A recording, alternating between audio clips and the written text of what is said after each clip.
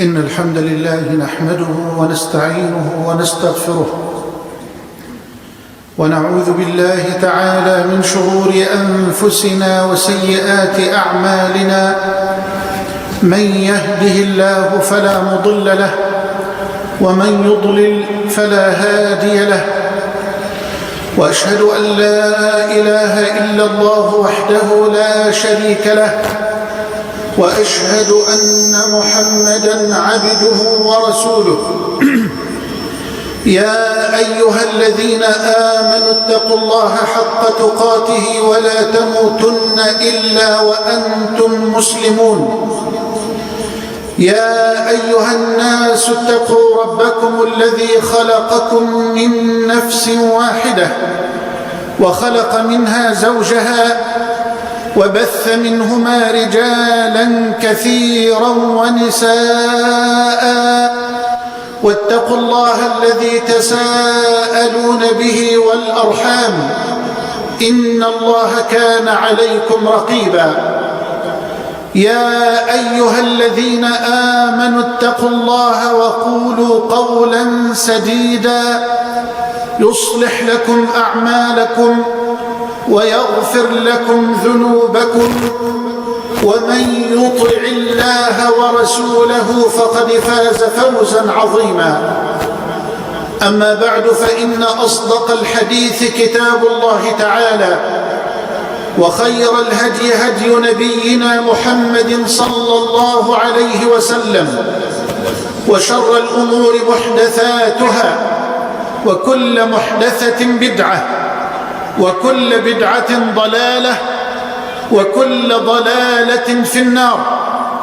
حياكم الله جميعا أيها الإخوة الأخيار وأيتها الأخوات الفاضلات، وطبتم وطاب سعيكم وممشاكم، وتبوأتم جميعا من الجنة منزلا.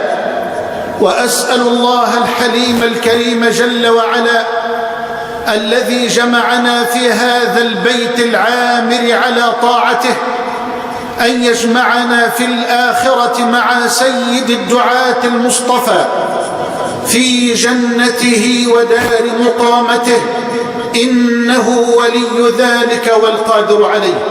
أحبتي في الله، ما الحاكم الذي نختار؟ سؤال خطير يحتاج إلى جواب صادق بين واضح. والجواب على هذا السؤال هو موضوع لقائنا مع حضراتكم في هذا اليوم الكريم المبارك. فمصر الآن تمر بمرحلة حرجة وبأزمة حقيقية، وقد ترشح الآن لمنصب الرئاسة كثير من المرشحين المحتملين، وشبابنا يتساءل، وأمتنا تسأل عن الحاكم الذي نرشح، وعن الرئيس الذي يجب على الأمة أن تقدمه. أسئلة كثيرة، ومع كل أزمة تمر بها بلدنا يحلل المحللون ويخرج الاستراتيجيون والساسة والمفكرون، وتبقى الأمة كذلك منتظرة أن تسمع قولة حق من العلماء الربانيين والدعاة الصادقين. أسأل الله أن يجعلني وإياكم من الصادقين. فتعالوا بنا أيها الأفاضل لنجيب على هذا السؤال الخطير، ولنبين لشعب مصر الأبي الذكي العبقري الحق في هذه المسألة الخطيرة الجليلة الكبيرة. فشعب مصر شعب عبقري، شعب يشبه النيل في ريه وسريانه لكنه أخطر من النيل في غضبه وفيضانه. شعب مصر شعب عبقري أبي، نقي المعدن، صفي الأصل، كبذور الزهور توضع في التراب ويوضع عليها الطمي والطين. لكنه شعب صابر، لا يستسلم ولا يخنع ولا يخضع ولا يقبل الذل، وإنما يظل صابرا متحملا الألم متحملا الأذى إلى حين. فأنت بعد وقت قليل ترى بذور الزهور تخرج لنا زهرات جميلة أخاذة ووردا مليء الشذا والعبير.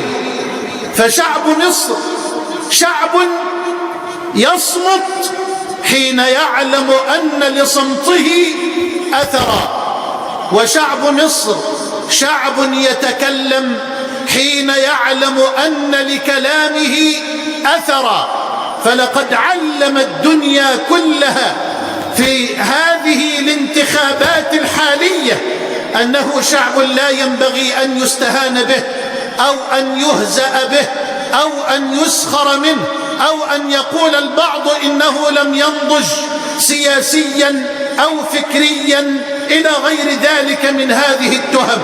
بل يؤكد شعب مصر في كل محنة أنه شعب يصمت حين يكون الصمت أبلغ رد، ويتكلم حين يكون الكلام أبلغ رد. ولا يستطيع أحد أن يضحك عليه أو أن يخدعه أبدا. لا يستطيع عالم ولا حزب من الأحزاب ولا جماعة من الجماعات، لا يستطيع أحد أن يخدع هذا الشعب العبقري الذكي. والتاريخ خير شاهد على ما أقوله. وأنا لا أقول هذه الكلمات لأدغدغ بها المشاعر أو لأرقق بها العواطف، وإنما أشهد شهادة حق لهذا الشعب، وأسأل الله سبحانه أن يفرج كربه وأن يكشف همه وأن يزيل غمه وأن يقيل عثرته وأن يستر عورته وأن يرزقه الحاكم الصالح والحكام الصالحين المصلحين، إنه ولي ذلك والقادر عليه. أيها الأفاضل، ما الحاكم الذي نختار؟ فشعب مصر يتطلع الآن إلى قائد، ويتطلع الآن إلى رائد ليقوده إلى بر الإيمان والأمان. لا ينحرف معه هذا القائد أو ينحرف به.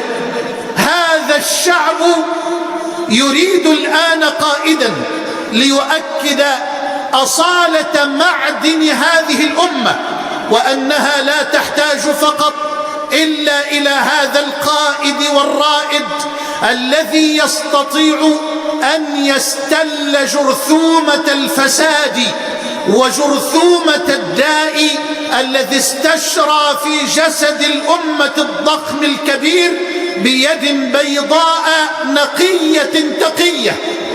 تعالوا بنا لنقدم اليوم نموذجا لهذا الحاكم، لنقدم اليوم مثلا لهذا الرائد الذي يتطلع إليه شعب مصر، بل ولا أبالغ إن قلت والذي تتطلع إليه أمة النبي صلى الله عليه وسلم بأسرها.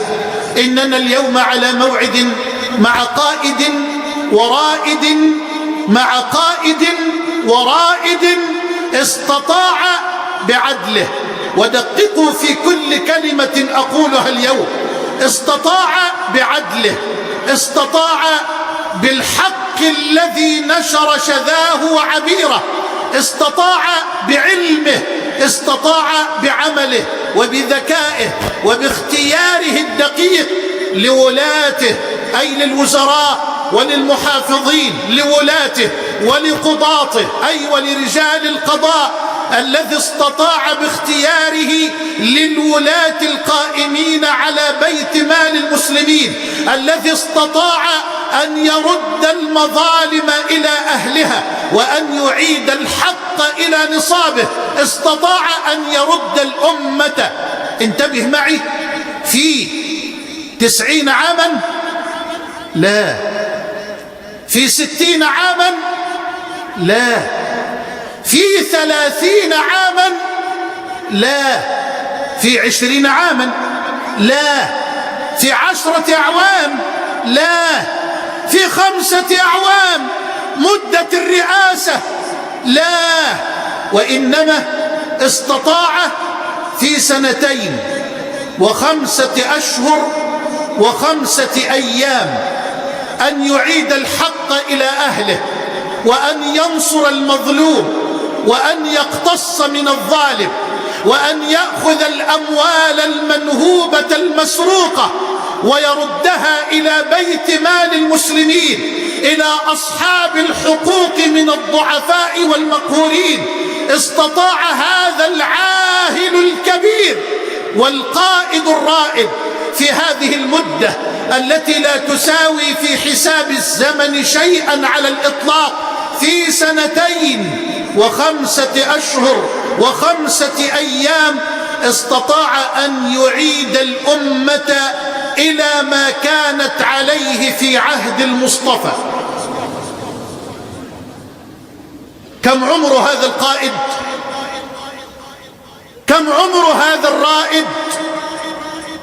كم عمر هذا الحاكم؟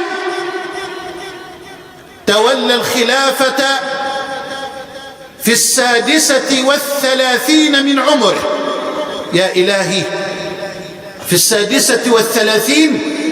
نعم، في 36 من عمره، شاب في ريعان الشباب. لمن يتهكمون الآن على شبابنا ويحقرون اليوم من قدراتهم وإمكانياتهم، وأنا أقولها لله: إن كان شيوخنا وعلماؤنا وهم على الرأس وفي قلب الفؤاد وفي عين العين، إن كان شيوخنا وعلماؤنا وآباؤنا وكبراؤنا عقول الأمة التي تخطط وتفكر، فإن شبابنا وأولادنا سواعد الأمة التي تبني وتعمر. وأمة تستغني عن شبابها أمة محكوم عليها بالضعف والهزيمة، وأمة في الوقت ذاته تستغني عن شيوخها وكبرائها أمة محكوم عليها بالفشل والضياع.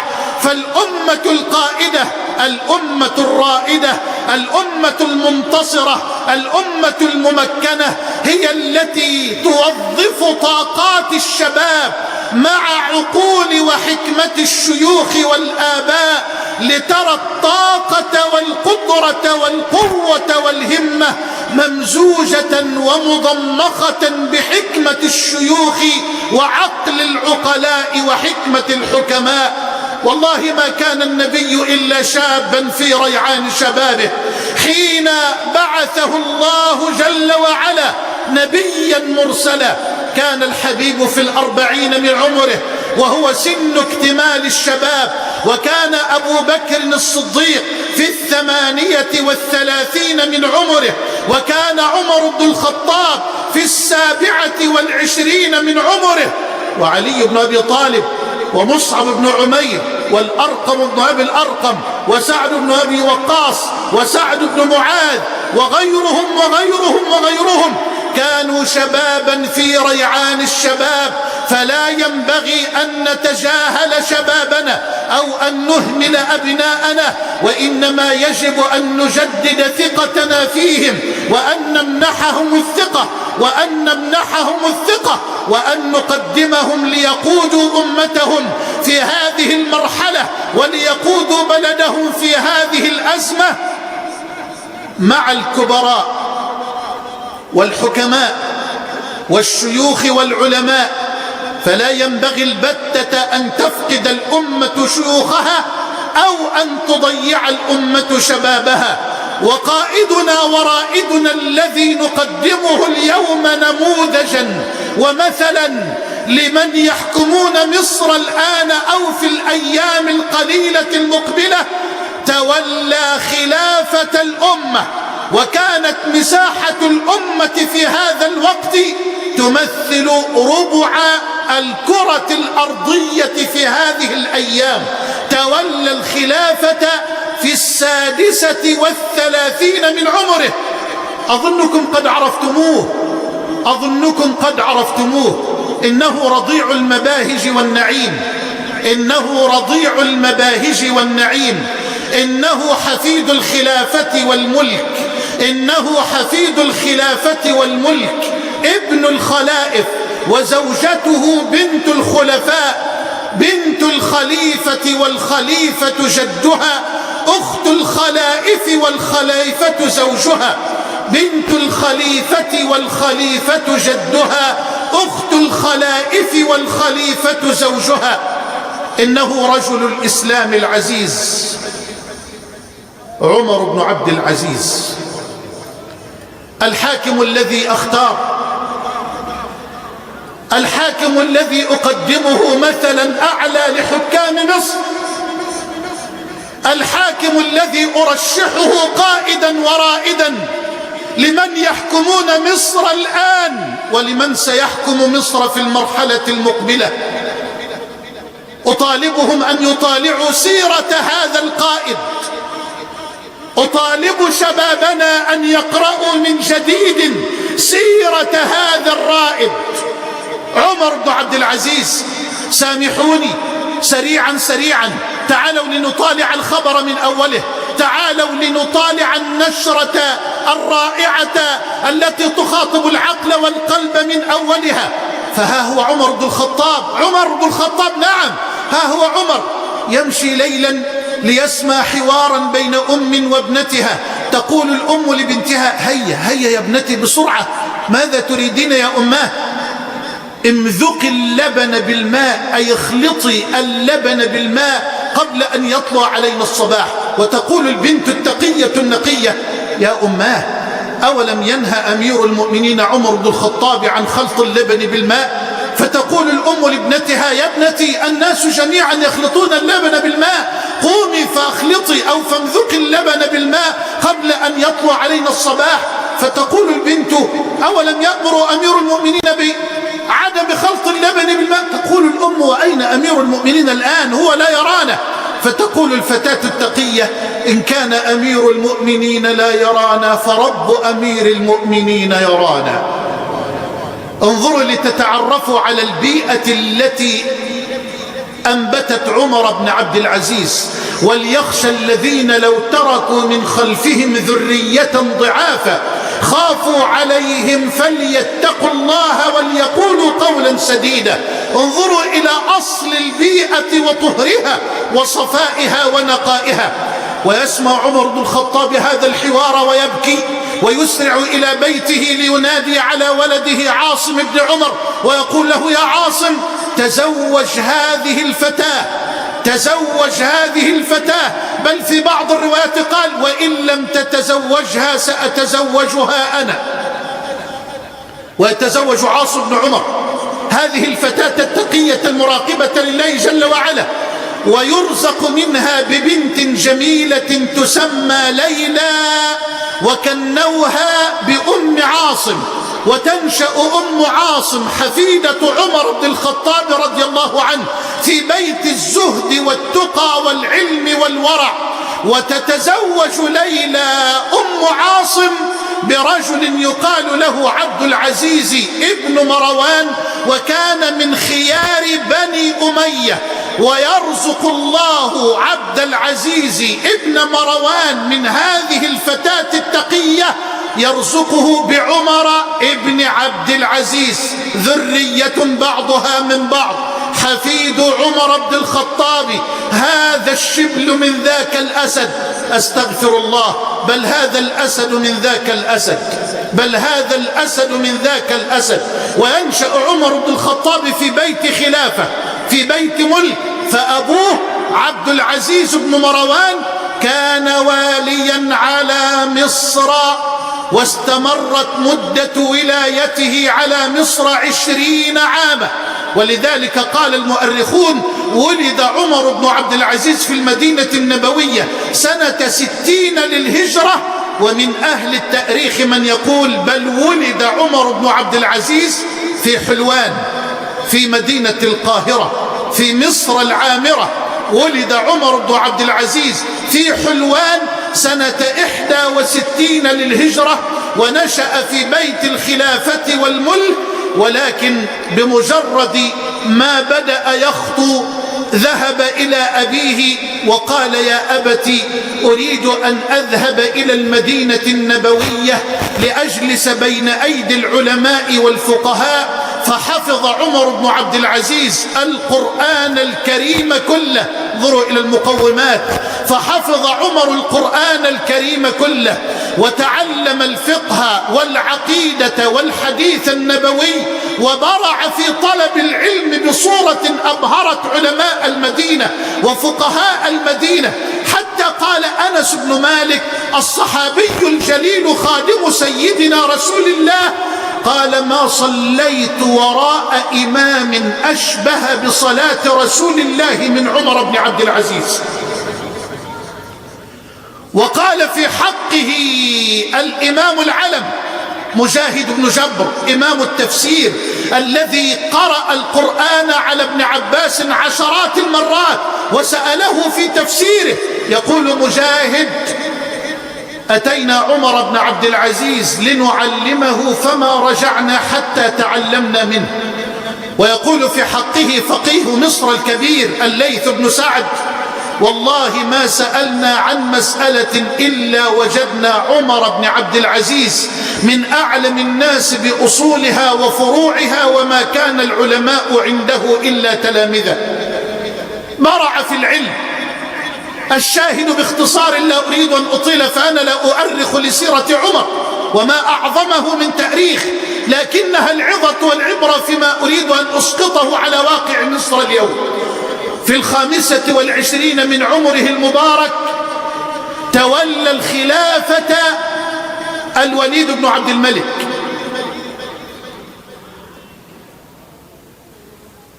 وولى عمر بن عبد العزيز واليا على مدينة سيدنا رسول الله صلى الله عليه وسلم.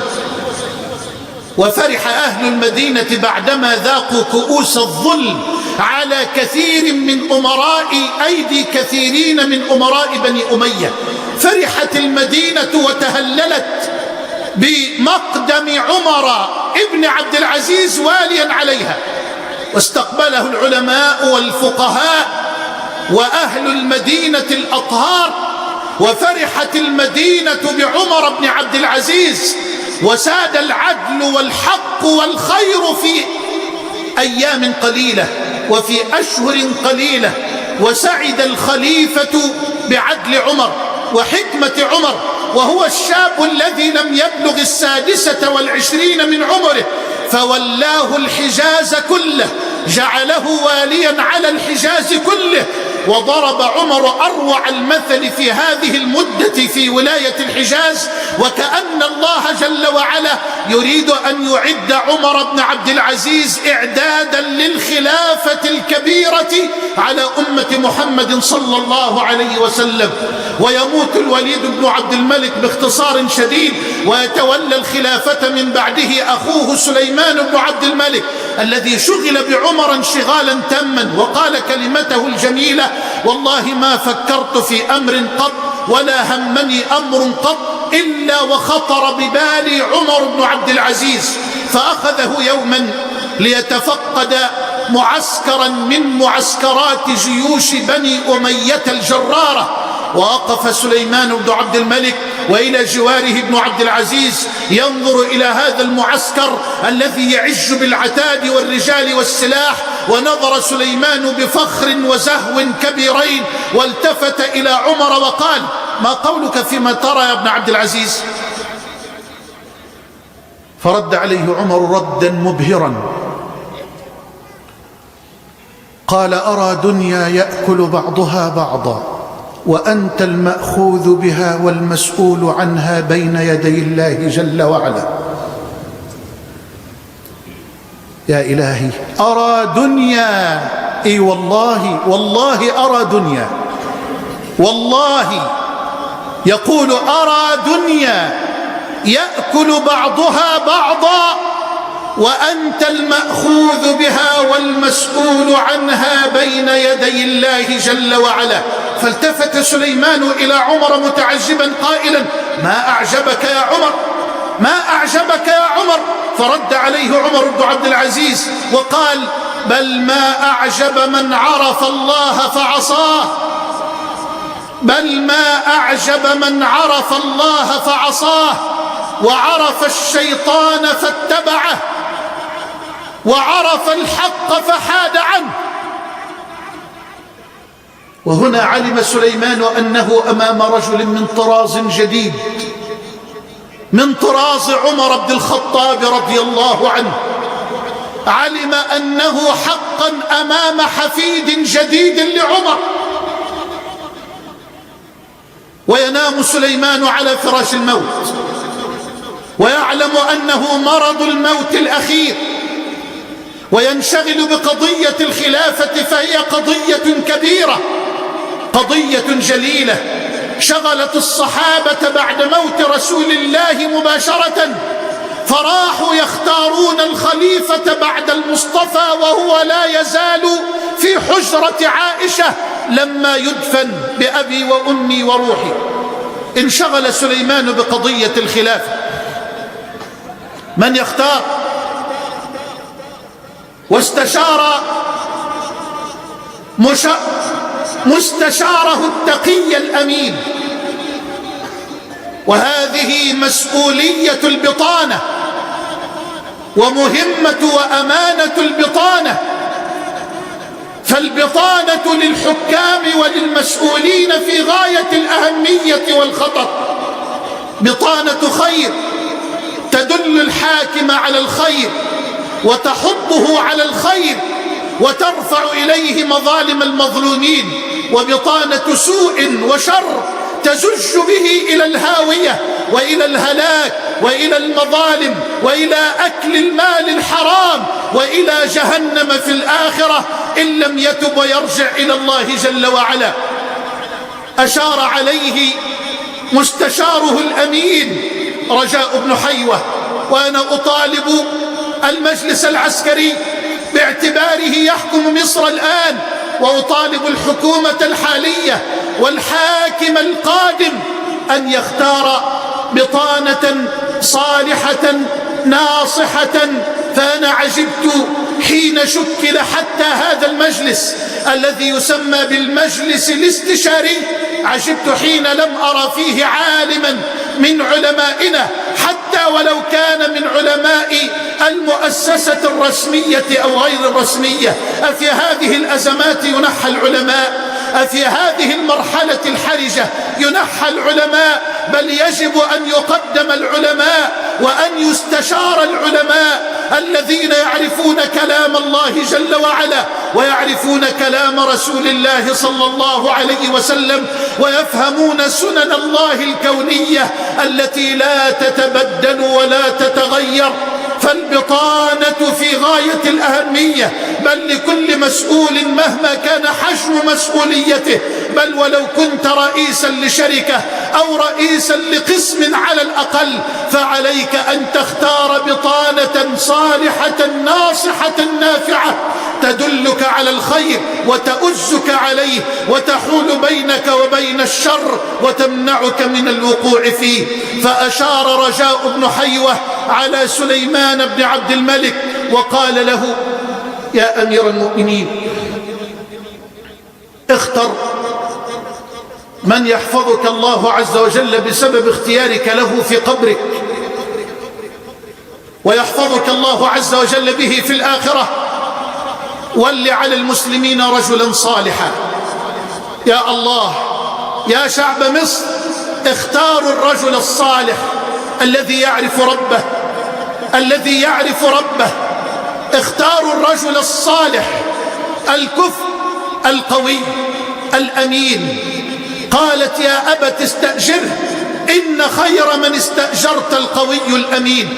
اختاروا الرجل الصالح في البرلمان، قدموا الأصلح والأكفأ، لا تتعصبوا لحزب ولا لجماعة، بل تعصبوا للحق ودوروا مع الحق حيث دار، واختاروا من تدينون لله جل وعلا بأنه الرجل الكفء والرجل الصالح الذي ينصر دين الله وينصر شريعة الله ويعمل لصالح هذا البلد الذي عانى طويلا ولصالح هذا الشعب الذي ظلم كثيرا. قال له ول على المسلمين رجلا صالحا. فقال سليمان لرجاء ومن عساه يكون يا رجاء؟ فقال له رجاء بسرعة عمر بن عبد العزيز. واستقبل سليمان بن عبد الملك مشورة رجاء كالبشرى وقال كلمته الباهرة والله لأعقدن لهم عقدا لا نصيب للشيطان فيه. ثم أمر رجاء أن يأتيه بكتاب فكتب فيه بخطه، وولى عمر بن عبد العزيز وختم الكتاب بخاتمه وطوى الكتاب واتفق مع رجاء أن يكتم خبر ما في هذا الكتاب حتى يموت. ودعا سليمان بن عبد الملك أمراء بني أمية وطلب منهم أن يبايعوا من سماه في هذا الكتاب، فبايعوه جميعا وخرجوا من عنده وهم لا يعلمون من سيكون الخليفة القادم. ومات سليمان بن عبد الملك واجتمع الناس في المسجد وغص المسجد بالمسلمين، ورجاء بن حيوة بيده كتاب الخليفة سيقرأ على مسامع المسلمين من ولاه سليمان بن عبد الملك خليفة بعده. وصمت الكل، وقام رجاء ليأخذ البيعة من المسلمين لهذا الشاب التقي النقي لعمر بن عبد العزيز. وما أن سمع عمر بن عبد العزيز أنه الخليفة إلا وصرخ وعلى صوته بالبكاء وما تمالك. ولما تمالك نفسه قام فصعد المنبر وهو يتكئ على بعض إخوانه فحمد الله وأثنى عليه. ولتسمع الدنيا كلها ماذا قال عمر.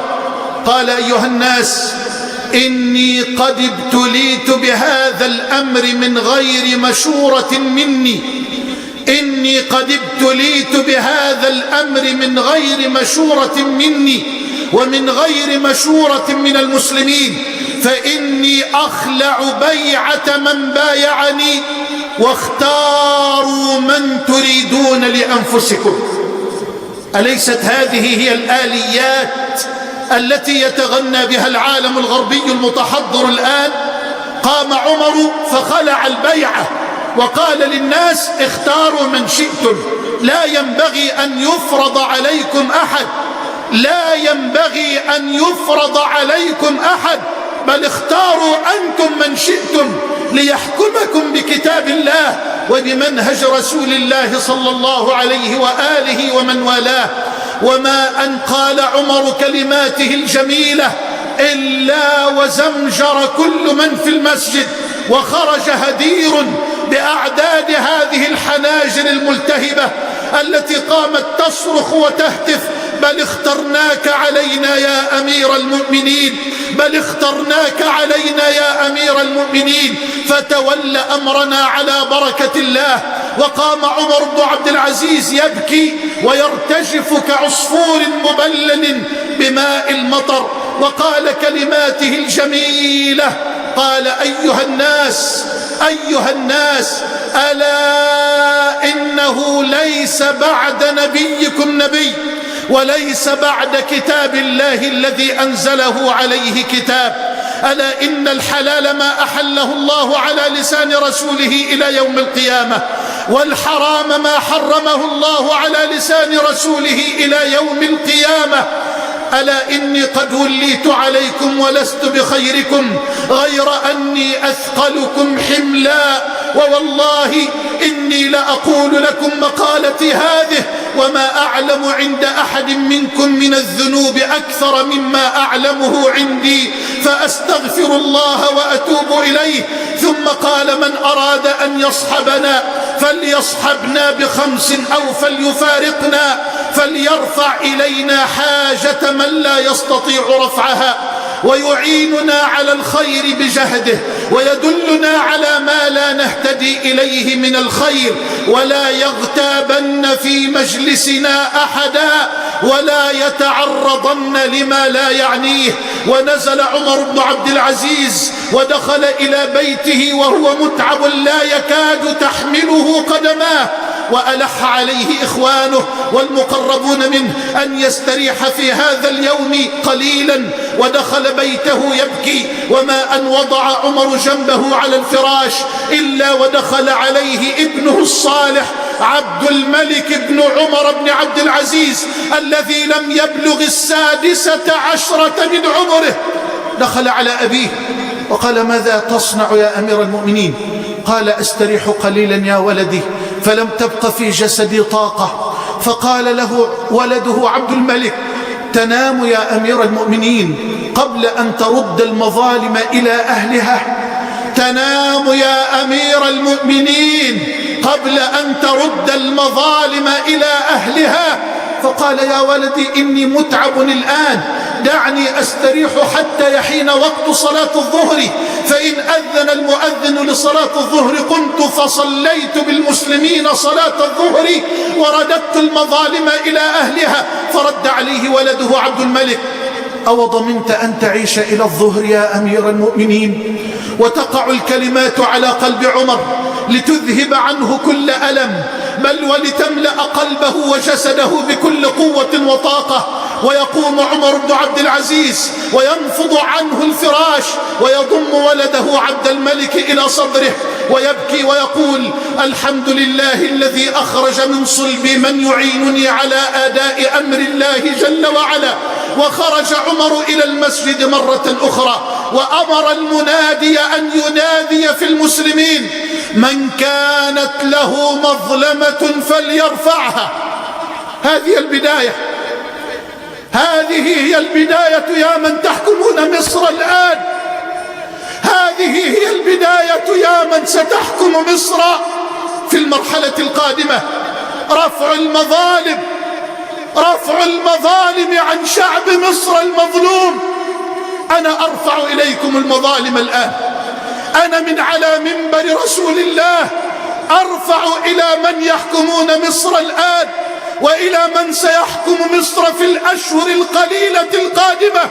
أرفع إليه أنا مظالم شعب مصر على لسان هذا الشعب الصابر المتألم.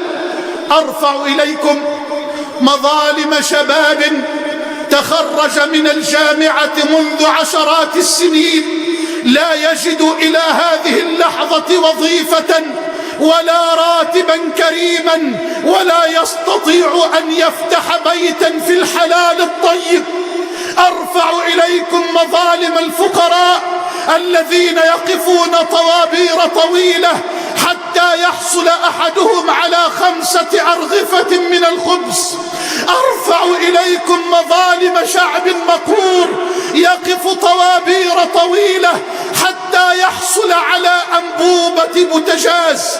أرفع إليكم مظالم المرضى الذين يتوجعون ويتألمون لا يجد أحدهم قيمة الدواء بل ولا يجد له سريرا في مستشفى من المستشفيات العامة.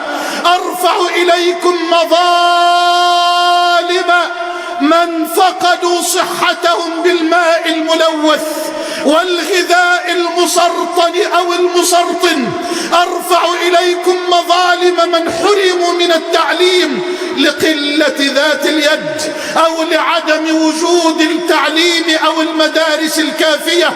أرفع إليكم مظالم العوانس اللائي يبتن الليل يبكين يشكين أمرهن إلى الله لا يجدن الزوج الصالح الذي يعفهن في الحلال الطيب لقلة ذات اليد عند شبابنا وأولادنا. أجدادنا أرفع إليكم مظالم الأرامل، ولا أنسى أن أرفع إليكم مظالم من سفكت دماؤهم ومزقت أشلاؤهم ونهبت وسرقت أموالهم. فأول المظالم أن يحاسب من سفكوا الدماء، وأن يحاسب من نهبوا الأموال، وأن ترد الحقوق إلى أهلها. من كانت له مظلمة فليرفعها.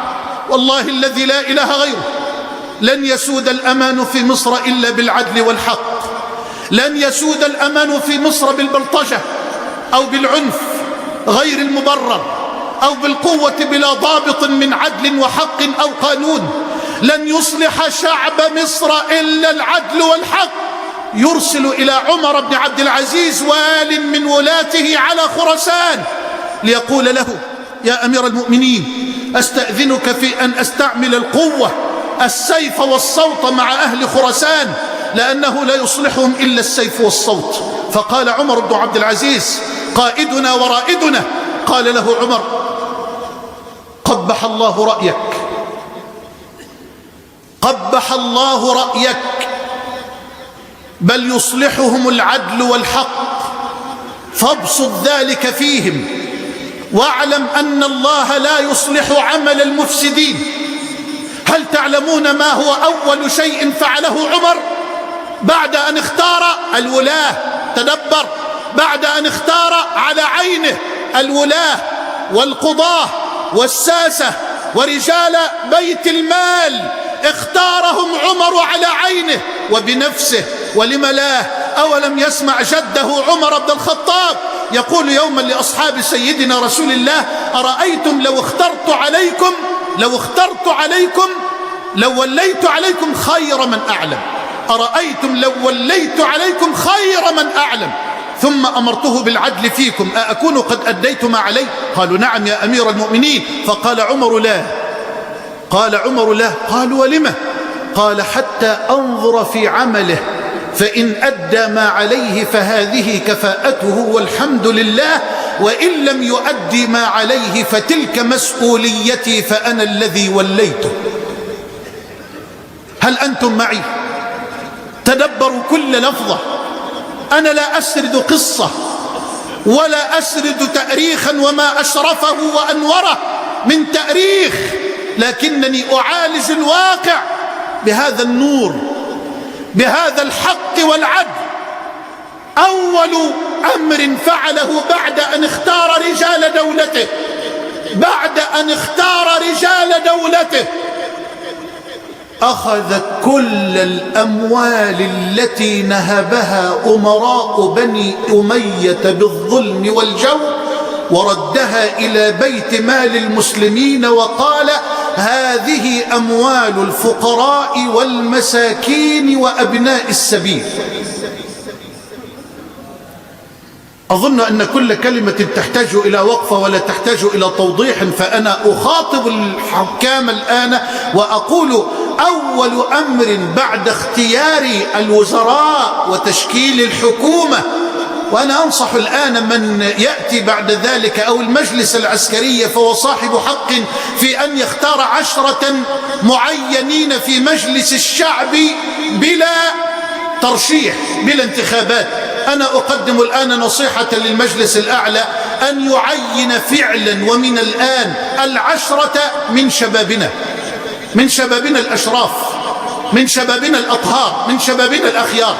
أطالب المجلس أن يعين 10 جميعا من شبابنا، ليكون شبابنا في المجلس مع الكبار، مع الشيوخ والعلماء، ليتعلموا الممارسة إن قيل بأنهم لا يعرفون شيئا عن هذه الممارسة السياسية، ليتعلموها على مرأى ومسمع وعلى أيدي أساتذتهم من الأساتذة الكبار من أهل الصدق والخير، ممن نرجو الله عز وجل أن يكونوا نموذجا جديدا في البرلمان القادم لنصرة الدين ثم لصالح هذا البلد بمسلميه وأقباطه.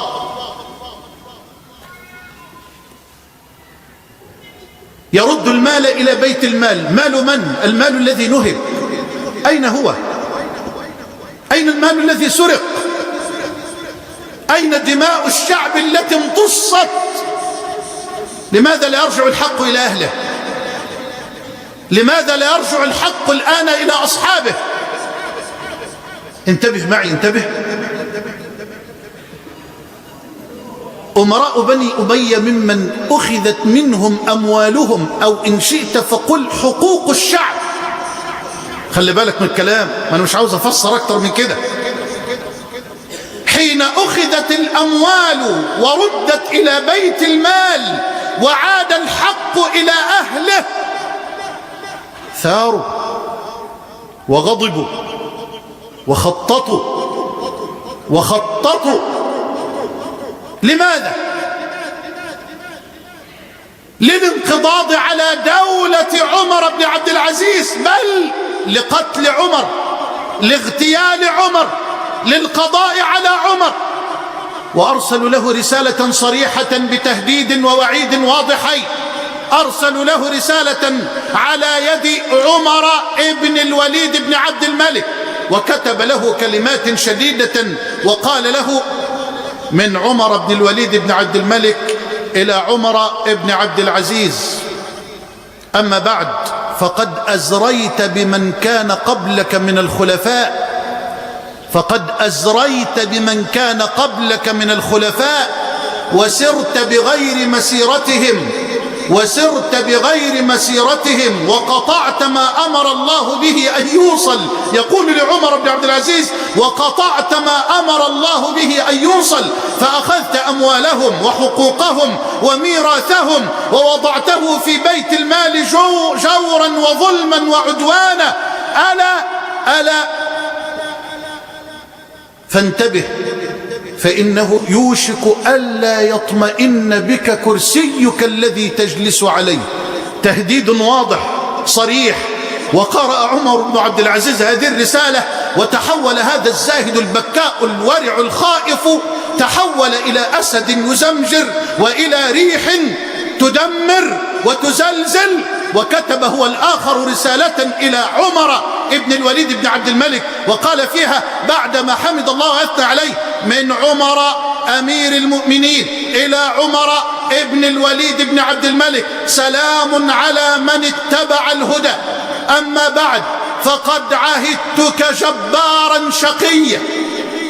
أما بعد، فقد عهدتك جبارا شقيا، تستحل الأموال، ثم كتبت لي اليوم تتوعدني وتتهمني بالظلم، لأنني أخذت أموال المسلمين ورددتها إلى الفقراء والمساكين وأبناء السبيل.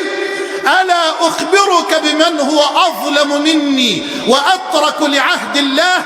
إنه أبوك الوليد بن عبد الملك، الذي حين كان خليفة ولاك عليهم صبيا سفيها تستحل أموالهم ودماءهم. ألا أخبرك بمن هو أظلم مني وأترك لعهد الله؟ إنه من ولى الحجاج بن يوسف الثقفي يستحل دماء المسلمين وأموالهم. ألا أخبرك بمن هو أظلم مني وأترك لعهد الله؟ إنه يزيد بن مسلم الذي جبى المال الحرام واستحل دماء المسلمين. ألا فانتبه يا عمر بن الوليد، والله لأفرغن لك ولأهلك لأقيمكم على المحجة البيضاء. ها هو عمر قوة في الحق، ولم لا؟ وقد سمع جده عمر يقول في أول خطبة له بعدما تولى الخلافة: أيها الناس، قد بلغني أن الناس هابوا شدتي وخافوا غلظتي، وقالوا لقد اشتد علينا عمر بن الخطاب ورسول الله بين أظهرنا، واشتد علينا وأبو بكر والينا دونه، واشتد علينا وأبو بكر والينا دونه، فكيف وقد صارت الأمور اليوم إليه؟ ثم قال عمر: ألا فاعلموا أن تلك الشدة قد أضعفت، أي تضاعفت، ولكنها إنما تكون على أهل البغي والظلم والتعدي. والله لست أدع أحدا يظلم أحدا أو يعتدي عليه إلا وسأضع خده على الأرض لأضع قدمي على خده الآخر حتى يذعن للحق، ثم أنا بعد شدة هذه أضع خدي أنا على الأرض لأهل العفاف وأهل الكفاف. إنهم السادة، إنهم السادة. عمر هذا القوي الذي أجمع المؤرخون أنه في أيام قليلة وفي أشهر قليلة، اسمع ماذا أقول، اختفى الفقر من دولة عمر. تعرف دولة عمر كانت مساحتها ربع مساحة الكرة الأرضية، مش مساحة مصر، لا، كانت مساحتها ربع مساحة الكرة الأرضية. اختفى الفقر تماما من دولة عمر. بماذا؟ بالعدل، بالحق، بالإيمان، بالتقوى. فيه داخل المعادلة كلمة غير معتبرة وغير مقدرة، إنها كلمة البركة. ولو أن أهل القرى آمنوا واتقوا لفتحنا عليهم بركات من السماء والأرض ولكن كذبوا. نعم، ننسى البركة، بل ومنا من يهزأ بهذه الألفاظ ويسخر من هذه الكلمات ويتهمنا بالدروشة وعدم فهم الواقع وعدم فهم السنن. نعم، نحن مع العلم، نحن مع التخطيط، نحن مع الرؤية العلمية والعملية الرائدة والصادقة. نعم، نحن مع اختيار العلماء المتخصصين الأمناء. فأنا قلت صريحا لو قدم محمد حسان ليشغل منصبا مثلا في الصحة في جانب الطب وقدم طبيب متخصص، من الأمانة أن تقدم الطبيب على محمد حسان، فأنا لا أحسن هذا الميدان ولا أعرفه. فالأمانة أن نقدم الأكفاء المتخصصين العلماء. نعم، نحتاج إلى ذلك، لكن لا تنسوا أبدا الإيمان ولا تنسوا أبدا التقوى، لأن ثمرات الإيمان والتقوى مع الأخذ بالأسباب هي بركات رب الأرض والسماء التي لا يعلم حدودها ولا مداها إلا من ينزلها ويخرجها. ولو أن أهل القرى آمنوا واتقوا لفتحنا عليهم بركات من السماء والأرض. أيها الأفاضل، ها هو عمر بن عبد العزيز اختفى الفقر في عهده بعدله وعلمه وعمله، بعدله وعلمه وعمله، بولاده الصادقين المتجردين الذين لا يعملون من أجل الأحزاب ولا من أجل الجماعات ولا من أجل المصالح الشخصية ولا من أجل الكراسي الزائلة ولا من أجل المناصب الفانية، إنما عملوا من أجل الله جل وعلا، ثم من أجل أمتهم، ثم من أجل بلدهم.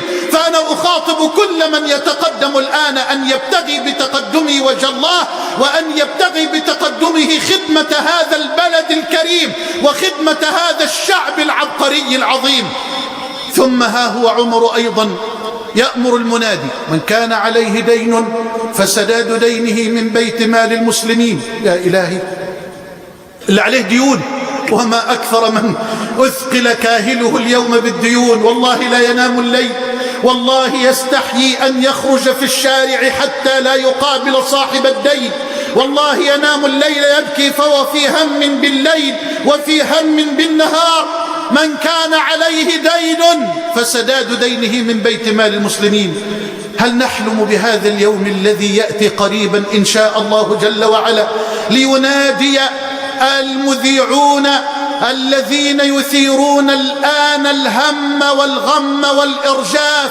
هل نحلم بيوم نسمع فيه هؤلاء يقولون: من كان عليه دين فليذهب إلى أقرب مكان حكومي إن سموه ببيت المال أو بغيره، إلى وزارة الشؤون المالية أو إلى الاجتماعية، ليسد دينه من أموال الدولة من بيت مال المسلمين؟ هل نطمع، هل نحلم باليوم الذي ينادي فيه منادي عمر في مصر وفي أمتنا: من أراد من الشباب أن يتزوج ولا يجد الباءة فزواجه من بيت مال المسلمين، من كانت عليه أمانة ولا يستطيع أداءها فأداء أمانته من بيت مال المسلمين، بل من أراد حج بيت الله الحرام ولا يستطيع النفقة، فنفقة حجه من بيت مال المسلمين. يا إلهي والله يا سادة، ولقد أجمع المؤرخون أن الأغنياء في عهد عمر بن عبد العزيز كان أحدهم يخرج بزكاة ماله يبحث عن فقير ليعطيه الزكاة فلا يجد. صدقة النوايا، ما خلاص بالتربية دي مش هتلاقي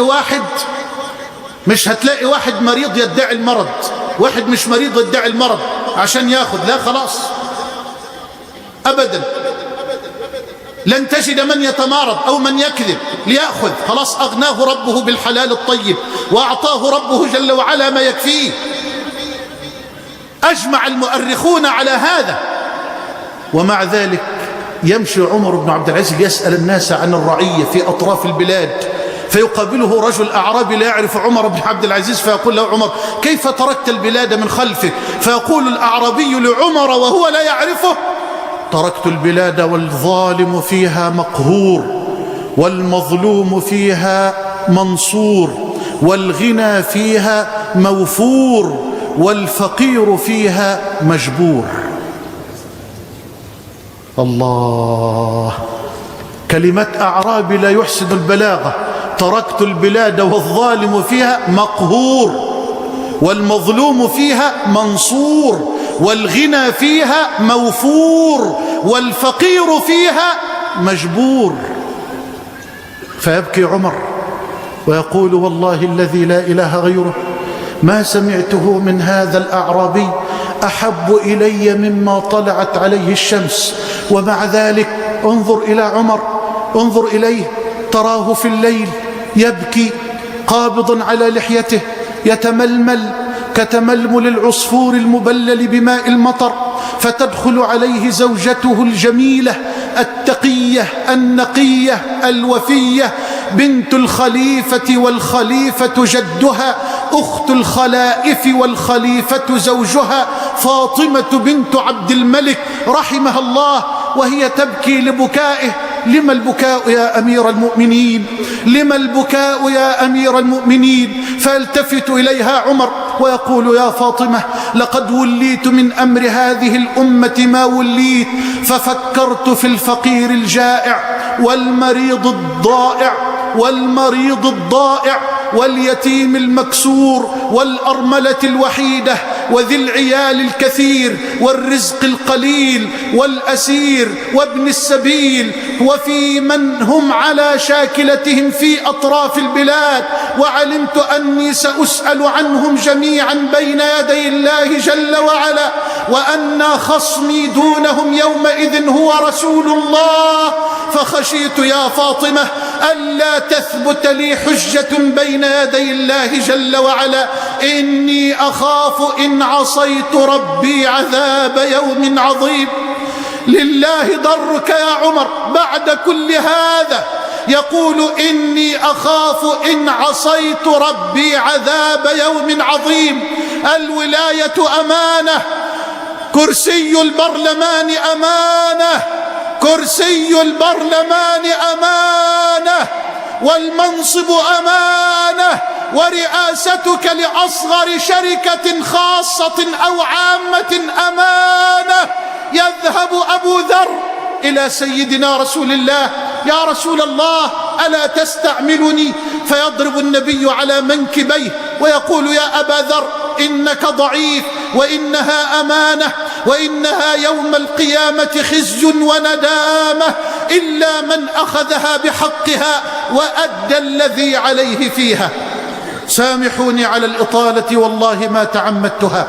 أسأل الله ألا يحرمني وإياكم أجر الوقت الذي قضيناه وأجر الإنصات الذي أنصتموه، وأسأل الله أن يجمعني بكم مع نبينا المصطفى في الفردوس الأعلى، لنسعد برؤية الصحابة وصحبتهم وصحبة عمر بن عبد العزيز. هذه هديتي أقدمها لمن يحكمون مصر الآن ولمن سيحكم مصر في المرحلة القادمة. نريد حاكما يترسم الخطى ويسير على ذات الدرب ويسلك نفس المنهج. نعم، هذا هو الحاكم الذي أختاره. أقول قولي هذا وأستغفر الله لي ولكم.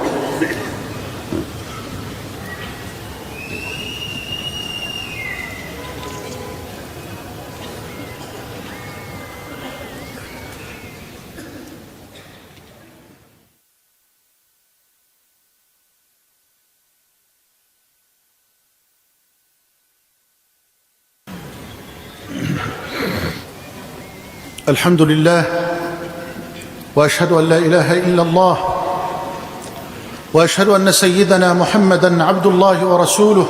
اللهم صل وسلم وبارك عليه وعلى آله.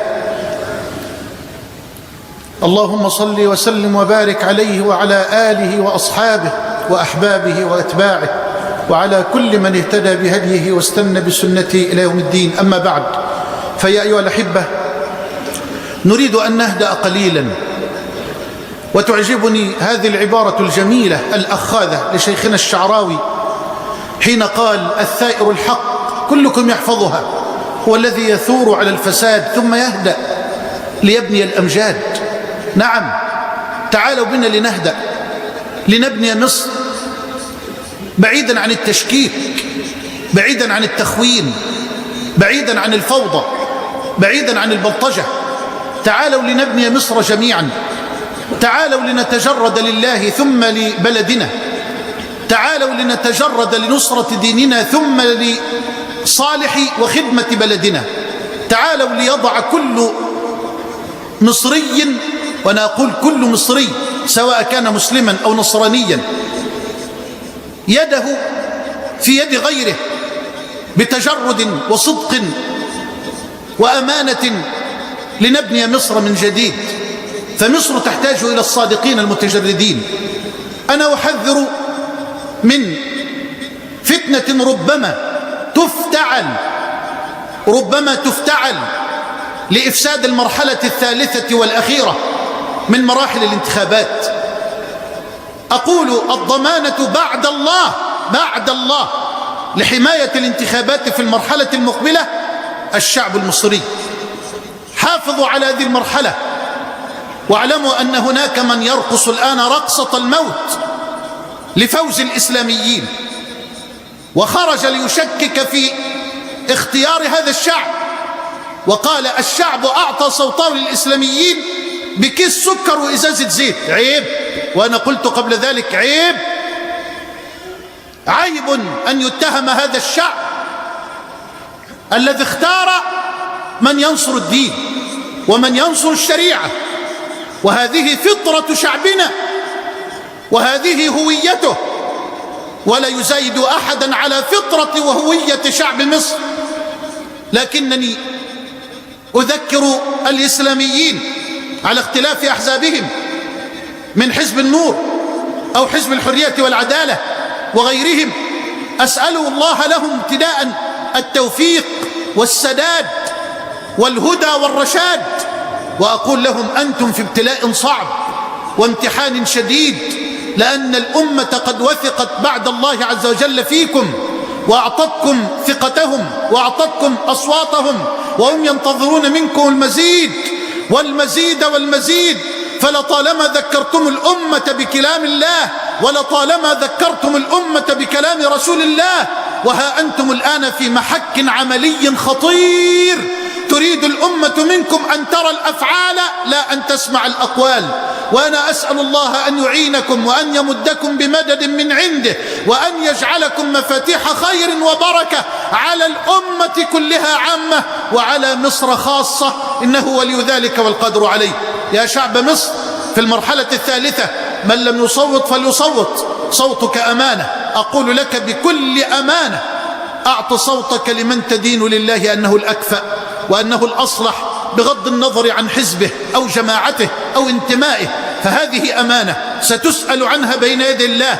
قلت ذلك في الاستفتاء الأول للدستور بنعم أو لا، قلت هذا، وقلت ذلك في المرحلة الأولى، وقلت في المرحلة الثانية وأكرره في المرحلة الثالثة، لأنها أمانة لا ينبغي أن تتجزأ أو أن تتبعض.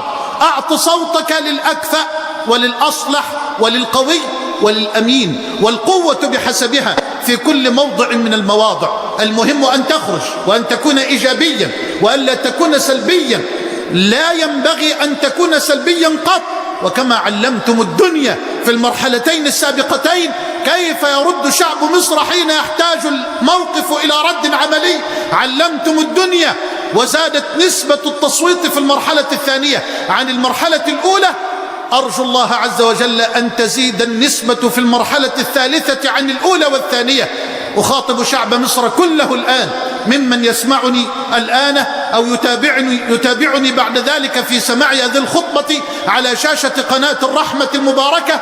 أناشد الجميع من آبائي وأمهات الطاهرات الفضليات وإخواني وأخواتي وأبنائي وبناتي أن يخرجوا برجولة وقوة وهمة، وأن يختاروا الأكفأ أو الأصلح بغض النظر عن قرابته لك أو حزبه أو جماعته أو انتمائه، بل قدم من تدين لله عز وجل أنه الأصلح، لأنها شهادة وستسأل عن شهادتك هذه بين يدي الحق تبارك وتعالى. ولا تكتم الشهادة في هذا الوقت العصيب، لأننا في حاجة إلى أن نعبر عن إرادتنا وعن هويتنا وعن حبنا لديننا وبلدنا. أسأل الله سبحانه وتعالى أن يحفظ مصر من الفتن. اللهم احفظ مصر من الفتن، اللهم نج مصر من الفتن ما ظهر منها وما بطن. اللهم ول مصر أمور مصر خيارها، ولا تول أمور مصر شرارها. اللهم ول أمور مصر خيارها، ولا تول أمور مصر شرارها. اللهم احقن دماءنا، اللهم احقن دماءنا، ونعوذ بعظمتك يا ربنا أن نغتال من تحتنا. اللهم إنا نعوذ بعظمتك أن نغتال من تحتنا. اللهم احفظنا بالإسلام قائمين، واحفظنا بالإسلام قاعدين، واحفظنا بالإسلام نائمين برحمتك يا أرحم الراحمين. اللهم احقن دماء المسلمين في سوريا، اللهم احقن دماء أهلنا في سوريا. اللهم نجهم من الظلم والظالمين، اللهم نجهم من الظلم والظالمين، اللهم نجهم من الظلم والظالمين. اللهم احفظهم بحفظك واكلأهم بعنايتك ورعايتك يا أرحم الراحمين. اللهم فرج كرب المسلمين المستضعفين في العراق وفي فلسطين وفي تونس وفي المغرب وفي ليبيا وفي الصومال وفي أريتريا وفي كل مكان يا أرحم الراحمين. اللهم لا تدع لأحد منا في هذا الجمع المبارك ذنبا إلا غفرته، ولا مريضا إلا شفيته، ولا دينا إلا قضيته، ولا ميتا لنا إلا رحمته، ولا عاصيا بيننا إلا هديته، ولا طائعا إلا زدته وثبته، ولا حاجة هي لك رضا ولنا فيها صلاح إلا قضيتها يا رب العالمين. اللهم اجعل جمعنا هذا مرحوما، وتفرقنا من بعده تفرقا معصوما، ولا تجعل فينا ولا منا شقيا ولا محروما. اللهم اكفنا شر الحاقدين والحاسدين، اللهم اكفنا شر الحاقدين والحاسدين، اللهم اكفنا شر الظالمين والمجرمين، اللهم اكفنا شر ما أهمنا وشر ما لا نهتم له يا أرحم الراحمين. هذا وما كان من توفيق فمن الله، وما كان من خطأ أو سهو أو نسيان فمني ومن الشيطان. وأعوذ بالله أن أكون جسرا تعبرون عليه إلى الجنة ويرمى به في جهنم، ثم أعوذ بالله أن أذكركم به وأنساه. وأقم الصلاة.